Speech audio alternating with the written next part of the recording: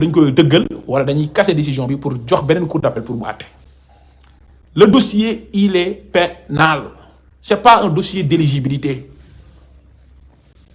kon bu ngeen gisee presse bi yëpp naan Ousmane Sonko rëccul fii état bi li la doon denc dootul nekkati candidat loolu effet yi la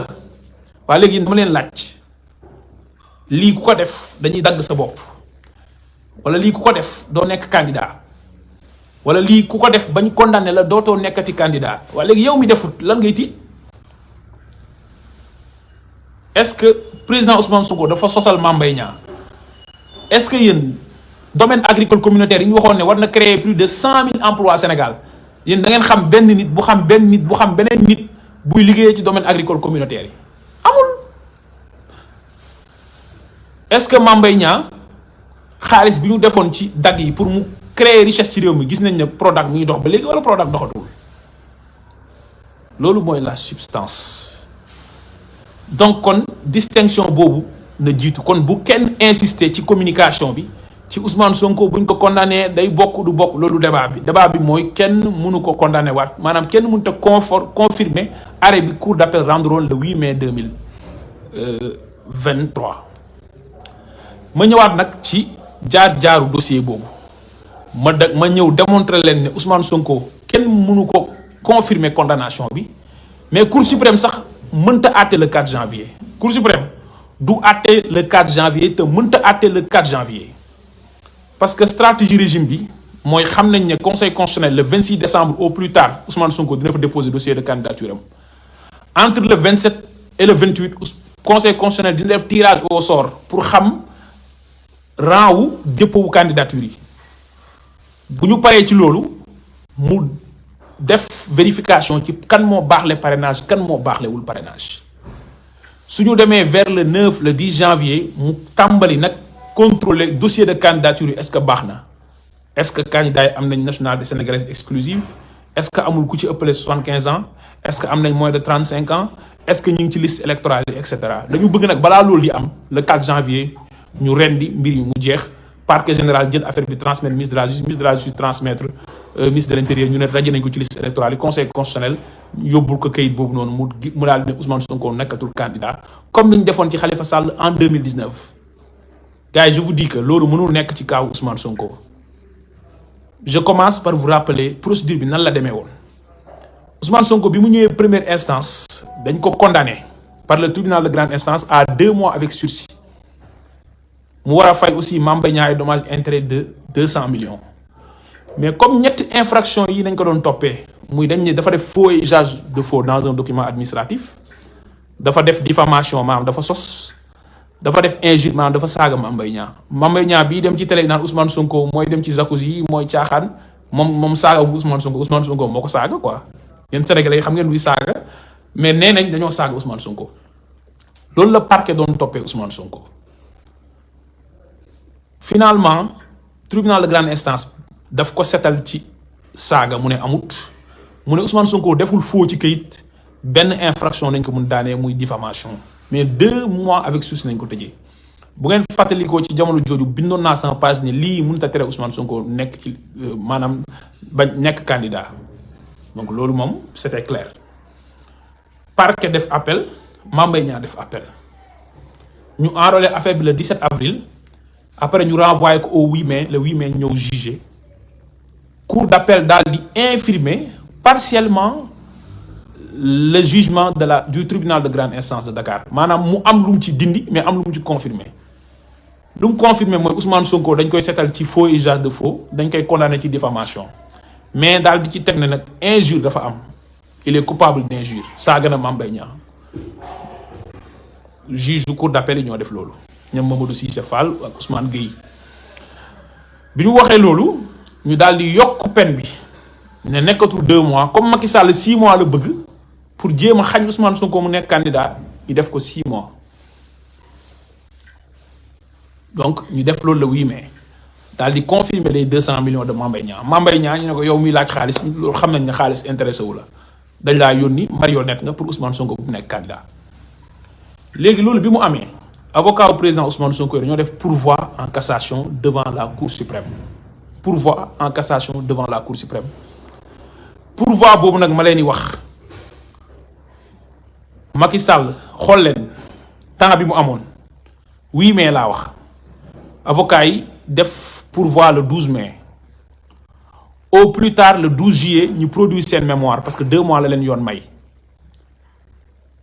juillet août septembre octobre novembre décembre janvier 7 mois Macky Sall enrôlé wul dossier boobu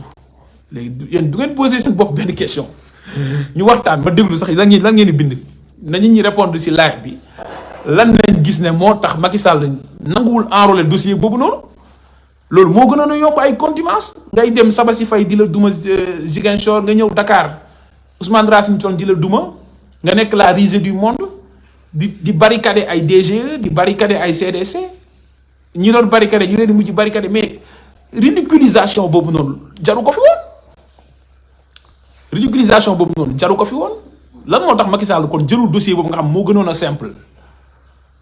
laaj naa leen question boobu la réponse est simple Ousmane Sonko dossier Mame Mbaye Niang bi kenn mënu ko ci teree bokk pour des raisons simples suñuy avocat dafa am ligne de défense bu ñu jël maanaam yoon boo xam ne ci nañuy défendre Ousmane Sonko ci kanamu Cour suprême parce que boo saisiree Cour suprême ci pourvoi en cassation da ngay développer ay moyens li ñuy wax ay moyens de cassation yoon yoo xam da nga jàpp ne Cour suprême ci la war a basé wu pour casser décision bi ngay attaquer ci biir moyens yooyu nga soulever ay branches maanaam ay xaaj ay wàll wala ay banqaas déglu leen bu baax li may wax nii c'est important ci yoon booy def défense maanaam booy aar sa bopp da nga am ñetti moyens de défense dafa am fin de non recevoir am exception am défense au fond gis naa ko bind le dossier est vide oui le dossier est vide mais c'est une question de procédure c'est pas une question de fond mais c'est une question de procédure li jiitu mooy fin de non recevoir mooy bu ñu lay topp ci yoon nga ne yow mi may topp man du ma fi nekk naan li nga may toppee am na wala amut yow si boppam li ngay àtte kenn waru ci wax avocat wu président Ousmane Sonko yi bi ñu saisiré tribunal d'instance bu Ziguinchor ak bu Dakar yépp ci affaire inéligibilité lan la avocat état du Sénégal tàmbalee mooy irrecevabilité mooy Sonko bi nga waree saisir justice 5 jours nañ la mayoon te yëgaloon nañ la ko 5 jours yi weesu na loolu mooy fin de non recevoir wala man ma am sama soxna ñi am ay jafe-jafe papaam ñëw di def demande en divorce su saisiré justice dañ koy naan irrecevabilité parce que dafa am défaut de qualité amul qualité pour mën a dugg ci mbir mi ñaari nit yu seq benn contrat yow amuloo benn intérêt à agir nga demander ñu annuler contrat bi wala ñu suspendre contrat bi loolu yépp yoon dalay naan amuloo intérêt à agir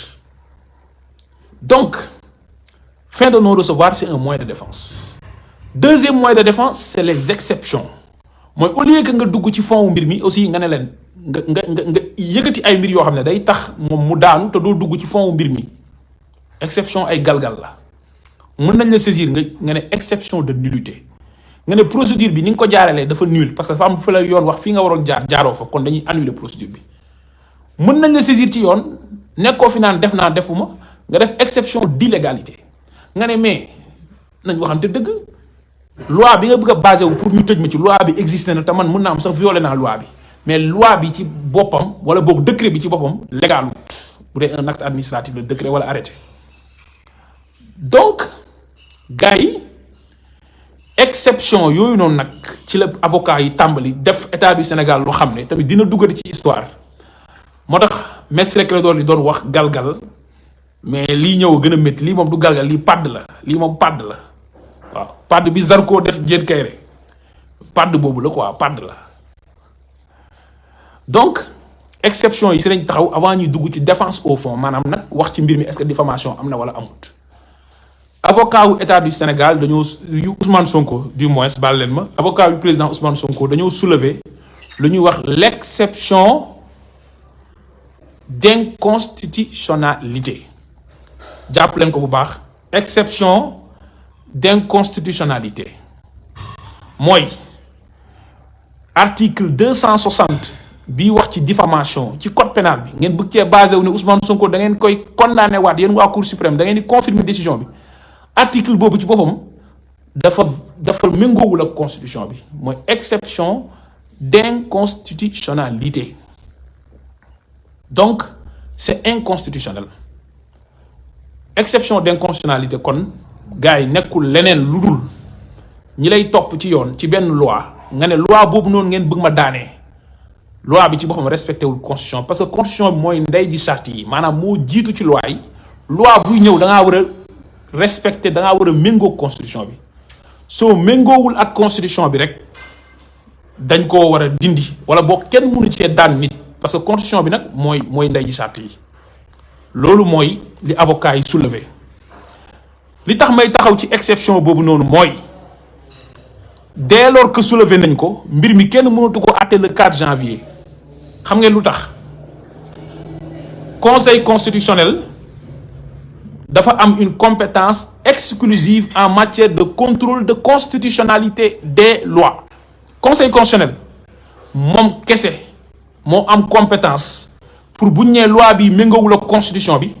mu wax ne loi boobu noonu méngoo naa constitution oui ou non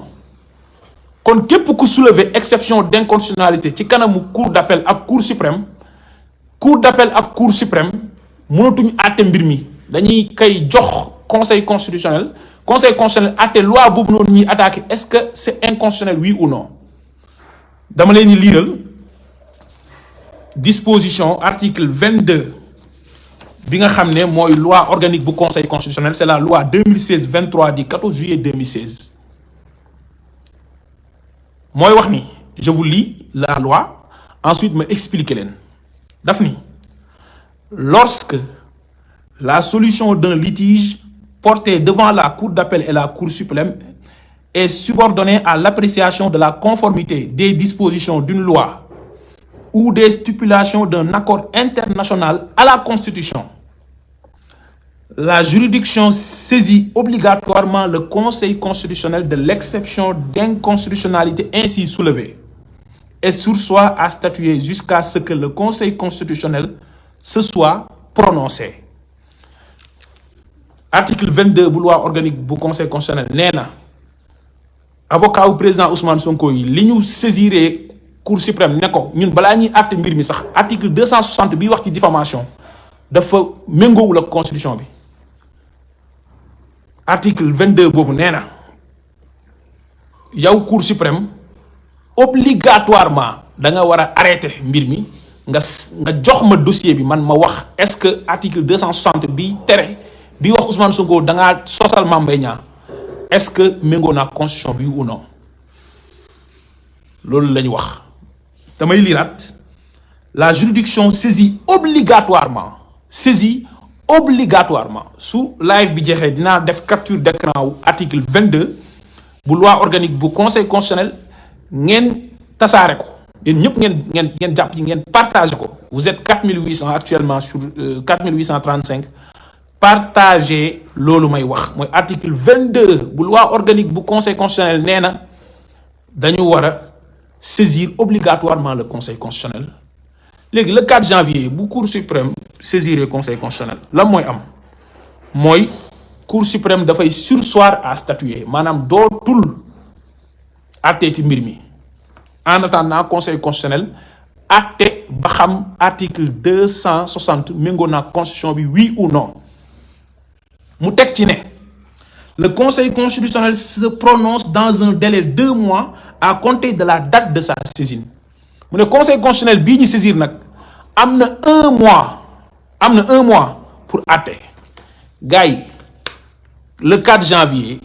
bu ñu soulever exception d'inconstitutionnalité te soulever nañ ko ba pare avocat yi cour suprême il est obligé mu arrêter mbir mi saisir cour suprême conseil constitutionnel te bu ko saisiree conseil constitutionnel le 4 février lay àtte mbir mi 4 février lay àtte mbir mi fekk na lan la article 29 bu constitution bi wax nee na dossier de candidature yi kan mooy candidat ku dul candidat liste bi conseil constitutionnel mu ngi koy arrêté au plus tard le 20 janvier maanaam 35 jours avant le scrutin boobu fekk na Ousmane Sonko nekk na candidat ba commencé pré-campagne am def ay meeting fii def meeting fële ñu accueillir ko ñun Grand Yoff mu ñëw defal ñu suñu meeting loolu mooy li am loi bi teg ci ne si le Conseil constitutionnel estime que la disposition dont il a été saisi n'est pas conforme à la Constitution, il ne peut plus en être fait application. nee na nag Conseil constitutionnel su demee ba gis ne lii ñu saisiré ma ne disposition bii dafa inconstitutionnel loi boobu kenn du ko appliquer kenn dootul daan président Ousmane Sonko. dinaa ñëw nag ci lan moo tax article 260 avocat yi ne c'est inconstitutionnel mais li ma njëkk a wax mooy procédure bi kon yéen ñëpp na ngeen ko bind da ngeen na ngeen ko wax fépp le 4 janvier 2024 Cour suprême mënta àtte Ousmane Sonko le 4 janvier 2024 Cour suprême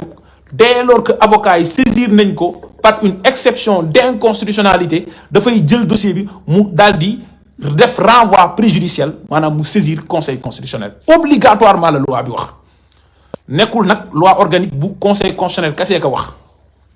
loi organique bu cour suprême ci boppam moom cour suprême loi bi ko tënk bii tax magistrat yi mën a àtte mun ñoo àtte ñu nangul leen ko ñu naan kii conseiller la kii président de chambre la loi boobu noonu ci boppam article 91 moo ne lorsque la solution d'un litige porté devant la Cour suprême est subordonnée à l'appréciation de la conformité d'une disposition d'une loi ou des stipulations d'un accord international à la Constitution, la Cour suprême saisit obligatoirement le Conseil constitutionnel de l'exception d'inconstitutionnalité ainsi soulevée et sursoit à statuer jusqu'à ce que le Conseil constitutionnel se soit prononcé. mu teg ci ne si le Conseil constitutionnel estime que la disposition dont il a été saisi n'est pas conforme à la Constitution, il ne peut plus en être fait application. lii mooy reproduction littérale bu li ma leen liiraloon sànq muy article 22 kon Cour suprême loi moo ko wax ne obligatoirement le 4 janvier mënta àtte mbir mi mënu ko vider parce que benn condition nañ ko wax lorsque la solution du litige en dépend maanaam bu fekkee solution mbir mi ci la dépendre mais effectivement Ousmane Sonko diffamation nañ koy toppee te délit boobu la avocat yi wax ni dafa inconstitutionnel diffamation boobu noonu ñu créé contre un membre du gouvernement dafa inconstitutionnel kon na ñëpp xam ni le 4 janvier la Cour suprême ne peut pas vider l'affaire Ousmane Sonko Mame Mbaye Niang. La Cour suprême est obligée de saisir le Conseil constitutionnel qui va statuer sur l'exception soulevée dans un délai d'1 mois fekk na ñun ñu nekk candidat bu commencé def suñu pré-campagne loolu mooy li ma njëkk a wax mooy procédure bi li ci tegu nag mooy le fond maanaam lan moo tax avocat yi ne article 260 dafa anticonstitutionnel wala dafa inconstitutionnel méngoowul ak constitution bi bu ngeen demee code pénal bi réprimer diffamation dafa indi 4 formes de diffamation selon kan nga def diffamation bi selon victime bi dafa am diffamation envers les particuliers ñun ñi lambda ñun ñi nga def diffamation am diffamation envers les cours et tribunaux l'armée et les administrations publiques am diffamation envers un groupe de personnes boo xam ne parce que seen origine wala seen race wala seen religion nga leen defal diffamation am diffamation contre les membres du gouvernement léegi nag article boobu nag dama koy lire ngeen xam la moo tax avocat yi ne loolu méngoowul ak constitution bi bu ngeen demee le code pénal il est là donc pour vérifier leen ne moom laa lire donc l'article 258 du code pénal nous dit l'article 260 du code pénal nga xam ne mooy wax ci diffamation envers les membres du gouvernement moo ne sera puni de la même peine c'est-à-dire 4 mois la diffamation commise par les mêmes moyens à raison de leur fonction ou de leur qualité envers un ou plusieurs membres du gouvernement, un ou plusieurs membres de l'Assemblée nationale, un fonctionnaire public, un dépositaire ou agent de l'autorité publique, un citoyen chargé d'un service ou d'un mandat public, temporaire ou permanent, un juré ou un témoin à raison de sa déposition. La diffamation contre les mêmes personnes concernant la vie privée relève de l'article suivant. Mame Mbaye Niang bi ñuy wax ne Ousmane Sonko da koo sosal muy porter plainte fekk na muy nekk ministre du tourisme donc c'est un membre du gouvernement léegi nag yéen dañuy dem xooli constitution bi lan la wax. Article 8 bu constitution bi bu Sénégal moo wax ngeen baal ma jël ko sama téléphone juste pour vous expliquer l'article 8 de la constitution, parce que constitution bi dafa am préambule. Constitution bi dafa am préambule maanaam muqaddima bi maanaam njëlbéenu constitution bi. Ensuite mu am le corps de la constitution maanaam jëmm ji dafa am bopp bi am jëmm ji jëmm jeeg bopp bi yépp nag loi boobu noonu daf ko violé te mooy la loi 65-60 du 21 juillet 1965 parce que loi bi dafa yàgg moo tax dinaa leen wax lan la article 8 bu constitution bi wax dama koy lire parce que pour mu gën a leer ñun ñëpp ñu ànd. Article 8 bu constitution bi moo ne la République du Sénégal garantit à tous les citoyens les libertés individuelles fondamentales, les droits économiques et sociaux, ainsi que les droits collectifs. Ces libertés et droits sont notamment les libertés civiles et politiques, 2 points, la liberté d'opinion, la liberté d'expression et la liberté de la presse. Nit mënta nekk citoyen ci biir réew. Constitution bi nga xam ne moo jiitu ci charte yi garantir ko liberté d'expression nga ne ko liberté d'expression boobu mën nga ko exercer contre citoyen bu nekk mais bu dee un membre du gouvernement la mënoo wax sa xalaat te muy gérer les deniers publics loolu la constitution bi loolu la njëkk a violé. Constitution bi nag dafa adhéré ci ay instruments wala ay engagements internationaux maanaam ay mbir yoo xam ne Sénégal da koo xaatim ak yeneen réew te loolu Sénégal incorporé ko ci constitution am ci préambule bi wax ne affirmé ne dafa adhéré ci disposition yooyu instruments yu Nations Unies yëpp Sénégal da cee adhéré te loolu ci constitution bi la bokk te yooyu ñoo supérieur loi bi. Article 260 bi nga xam ne moo naan Ousmane Sonko yow munoo wax sa xalaat ci réew mi parce que Mame Mbaye Niang ministre la munoo ko indexé ci gestion am ci Prodac. Avocat yi ni leen lii dafa anticonstitutionnel dafa inconstitutionnel kon na ngeen dem saisir conseil constitutionnel mbir bi balaa ñu koy àtte te loolu la yoon wax. ma ñëwaat ci article 19 de la déclaration universelle des droits de l'homme nga xam ne constitution bi da cee adhéré moo wax ne tout individu a droit à la liberté d'opinion, d'expression, ce qui implique le droit de ne pas être inquiété.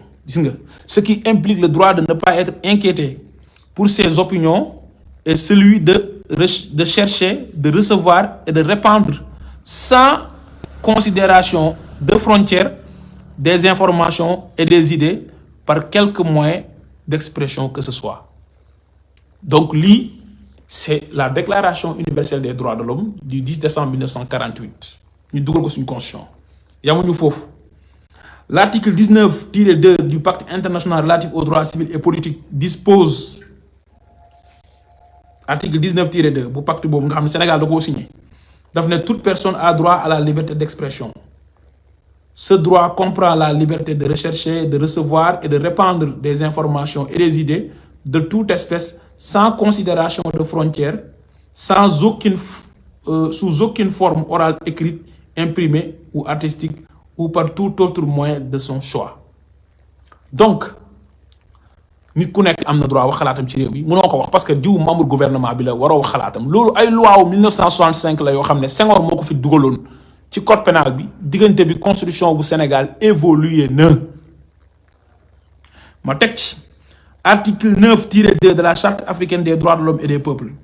de 1981 mu wax ne toute personne a le droit d'exprimer et de diffuser ses opinions dans le cadre des lois et règlements. Donc, la catégorisation par l'article 260 naan la membre gouvernement moom waroo leen wax sa xalaat boo ko waxee rek ñu jàpp la pour diffamation loolu dafay violer la constitution. ma tegaat ci ne dafa am lu ñuy wax la commission africaine des droits de l'homme bu 24 novembre 2010 dañoo dajaloo le 24 novembre 2010 ñu ne dans leur paragraphe 1 de la résolution 169 ñu ne dañu war a abroger toutes les dispositions ou toutes les lois pénalisant la diffamation en Afrique. En Afrique